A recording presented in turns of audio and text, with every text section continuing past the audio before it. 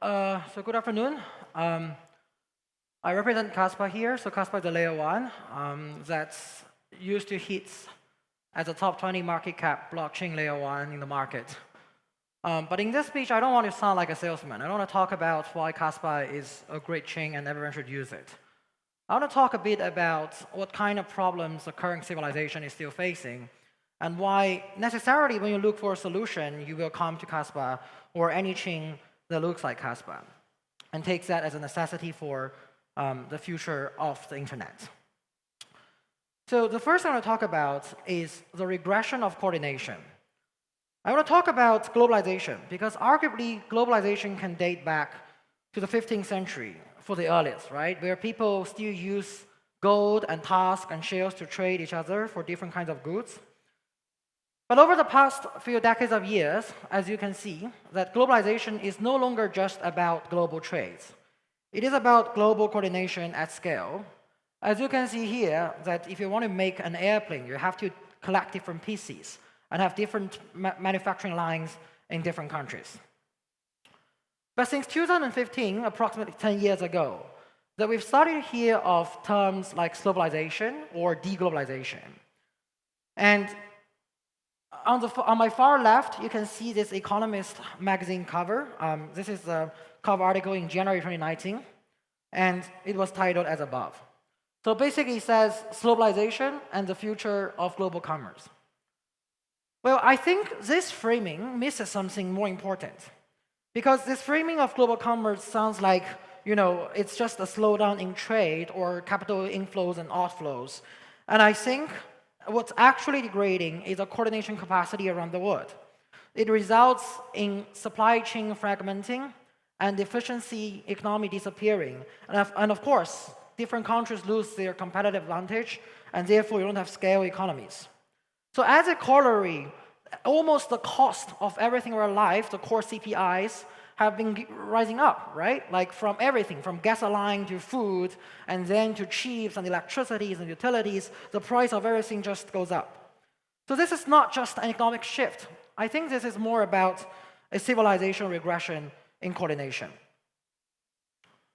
Now, I understand that some people may think we can still live quite well off under the rise of tariffs and protectionism, right? I understand that not everyone is affected similarly by this kind of policies or warfares.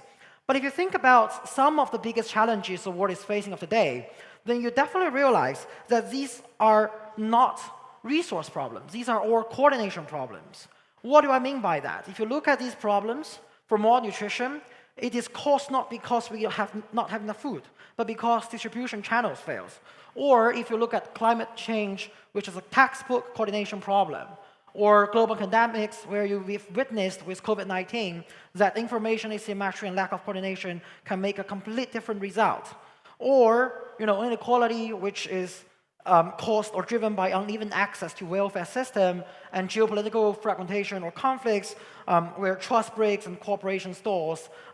Literally something you witnessed today with the Iran and the US war,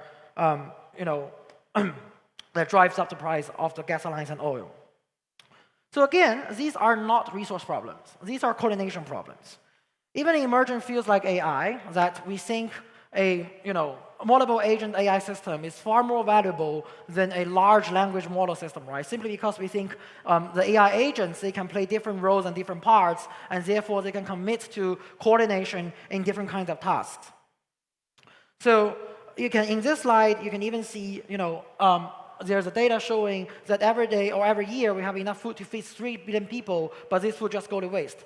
So again, so many problems you face in the world is not a resource problem, but it's a coordination problem.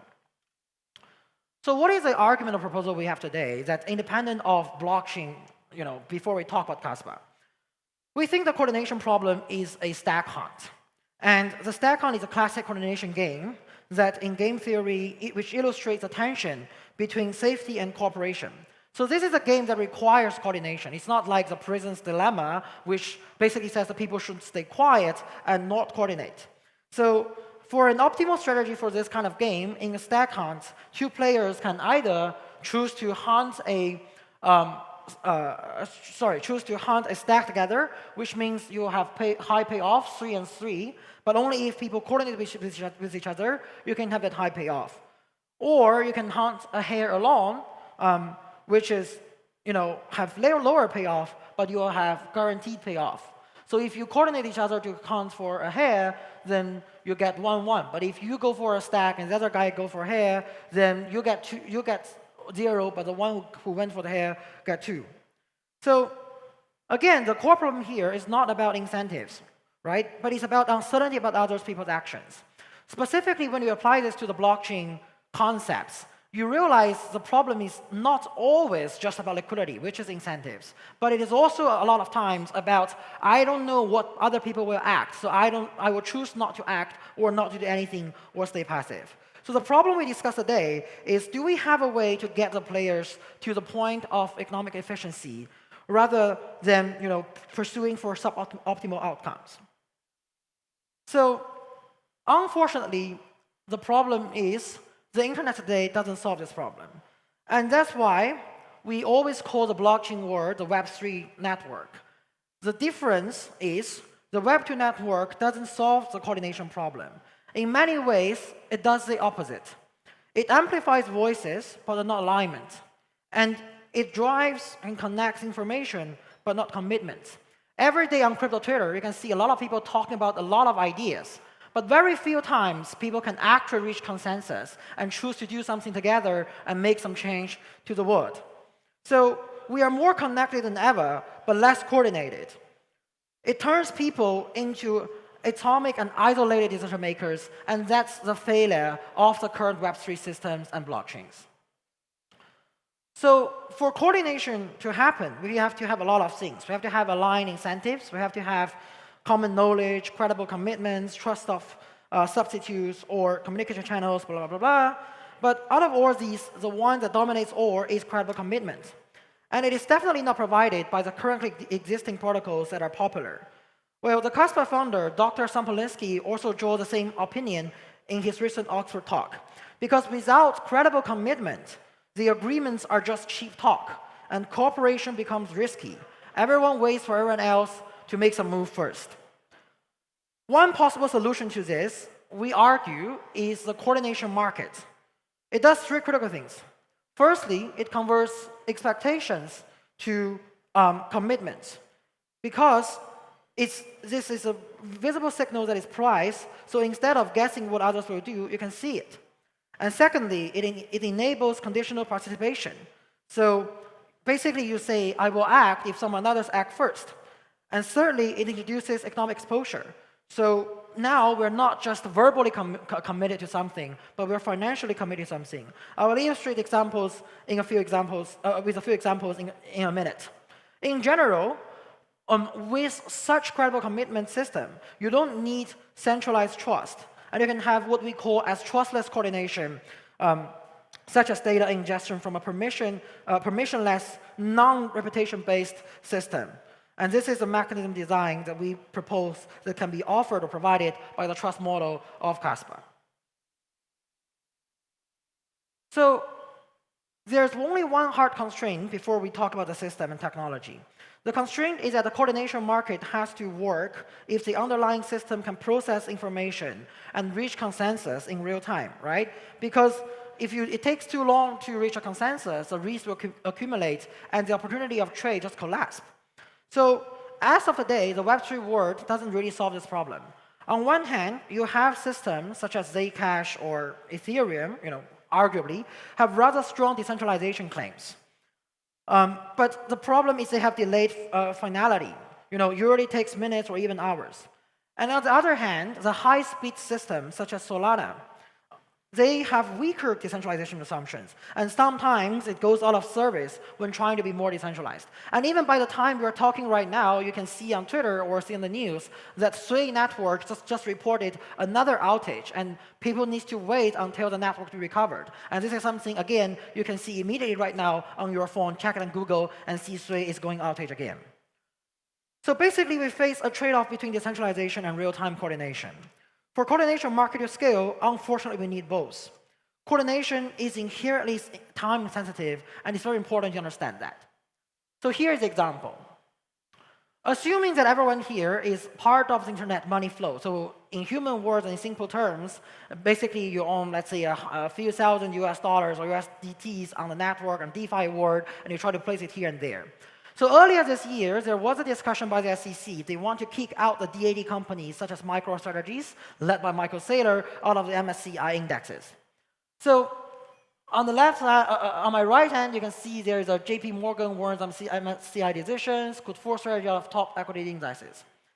And our question is, how would this affect liquidity, right?